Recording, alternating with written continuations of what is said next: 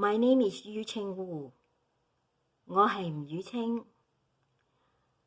今日係8月20日，2026年。Yu Ching Wu vs IIF 呢一件案仍然係沒有 settlement， 因為 I don't want to settle the case for any less。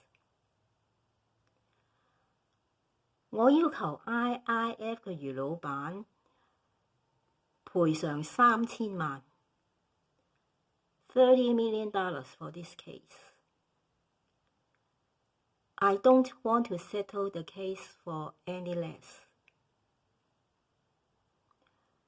我要求法院對此案作出公正合理嘅判決。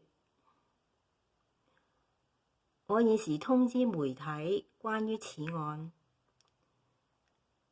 我要求媒體依據我嘅投稿公佈此案。Thank you for watching this video。多謝。